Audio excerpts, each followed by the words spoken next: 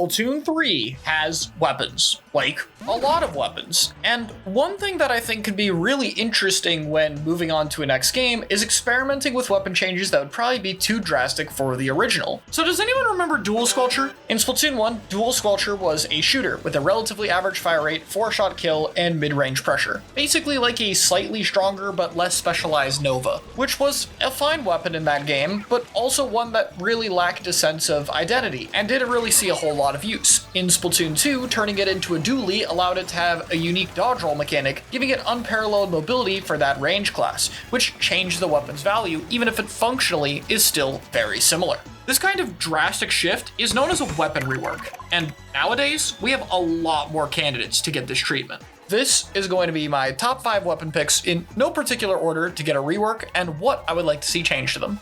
Let's start off with number 1, the Blob.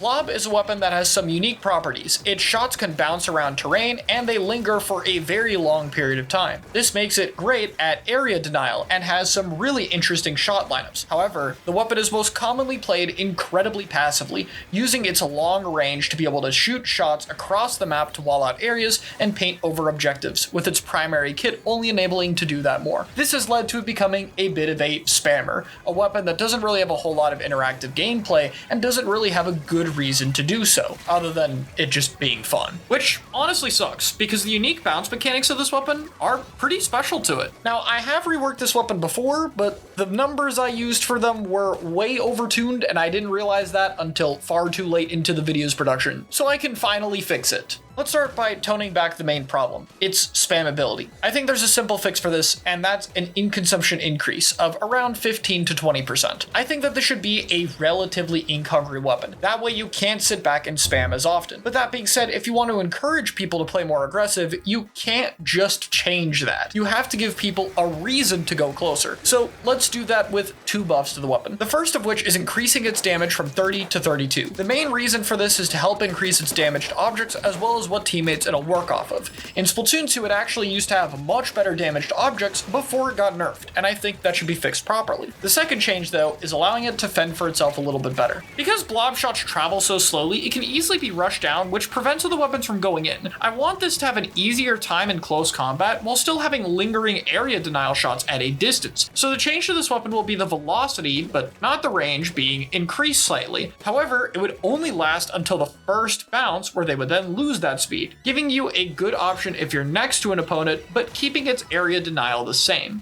Next up at number 2 is the Gootuber. I've seen a lot of arguments in many different ways for this weapon. It's possibly the most talked about option to rework, because Gootuber is built around a charge hold gimmick, having the best one in the game, such as being able to hold it for a total of 5 seconds, going in and out of the charge hold at any point to be able to continue charging it, and the much faster time exiting squid form to shoot your weapon. Outside of the 5-second duration, these were all things that were added later on. But despite all of those changes and finally getting a good kit in this game, Gootuber saw basically no use outside of the start of the game, where it was useful for its tap shot paint spamming Tenemissiles. I do really like Gootuber's gimmick, and when changing this, I do want it to be something that you can still use. However, I think the best way to rework this weapon is to merge it with 2 other weapons, the Reflux and Squiffer. This would sadly remove the Gootuber from the game, but the idea behind this is that Squiffer and Reflux would both have the benefits I just mentioned. Its charge hold timer would be significantly increased, you could constantly charge it and go into squid form even if you have a partial charge, and you would be able to emerge from a charge hold much faster to go for a shot. Reflux and Squiffer are 2 weapons that are doing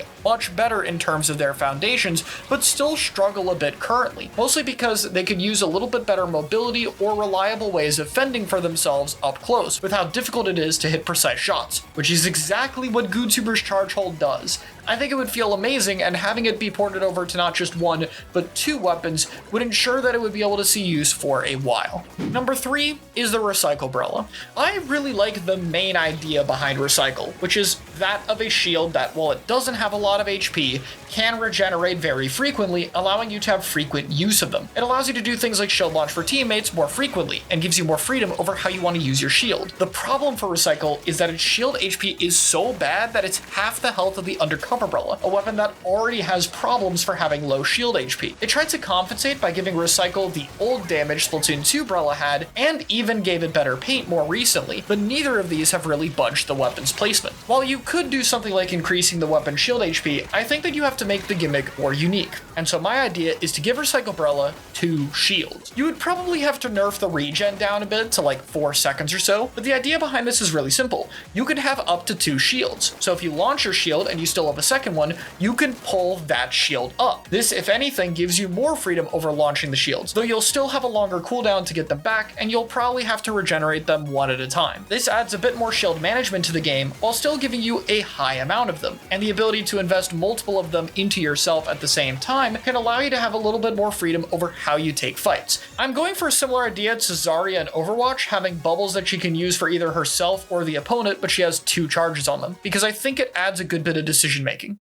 We're leveling up, and we hope you are too. Gridlock returns, bigger, bolder, and more competitive than ever, teaming up with the legendary Collision series for the first time. From August 22nd to 24th, join us at the Meadowlands Exposition Center in Secaucus, New Jersey, just 15 minutes from New York City, for the biggest Splatoon LAN yet hosted by Metro Inc. Get ready for a full-scale 4v4 tournament with an $1,000 starting prize pot, live main stage matches with professional casters, a social night packed with fun side events, and a massive artist alley, along with so much more. Whether you're here to compete or just want to share in the love of the game, you won't want to miss this. Register now at start.gg/collision.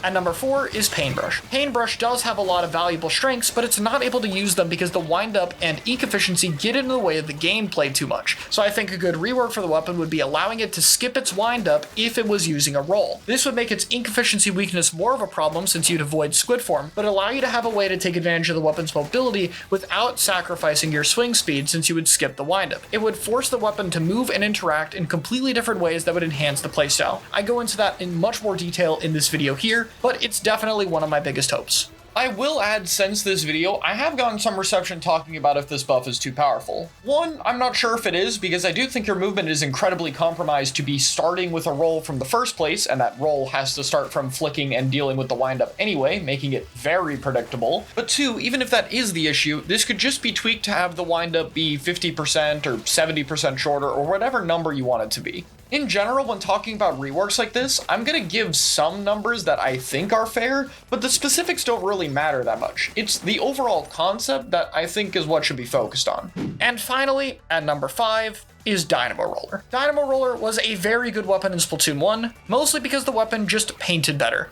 and it didn't have a vertical flick. Yes, the vertical flick is so bad that it's basically a downside that it has one. Ever since then, the devs have been moving at an absolute snail's pace to fix this weapon. In Splatoon 2's launch, Dynamo was utterly pathetic, and even now, all these changes later, its damage range still feels a little bit less than it should be, especially on vertical flicks, but more importantly, the weapon just doesn't paint well enough. It has a very good supportive kit in this game, but Dynamo doesn't turf. I am aware they added the Big Swig roller, and that is another painting roller, as well as Flingza, so we have to make sure Dynamo doesn't overlap with those. I think the easiest way to do this is to revert a change that went from Splatoon 1 to 2. During the change between that game, Dynamo's ink efficiency got more lenient. I would like to do the opposite of that. I think Dynamo Roller should be extremely ink hungry, costing about 24% ink cost on his flicks. This would give you only 4 flicks on a full ink tank and basically make it mandatory to run some amount of Ink Saver main. But in exchange, I would like to drastically boost the power of its flicks. I think that both of them should have a slightly further kill range for both its 1-shot and 50 damage hitbox, and most importantly, the horizontal paint should paint the same as it did in Splatoon 1, if not slightly better. This would go a long way to keeping the weapon's identity intact, but I think the vertical flick also needs to keep a bit more of that. This flick is incredibly slow, but it doesn't feel like it has a big trade-off for it. Flingza's is much faster and also paints a ton. To avoid overlap, my idea for changing it would be to increase the range to that of Pencil. This would basically just extend its 40 damage hitbox, something that'll basically never kill on its own,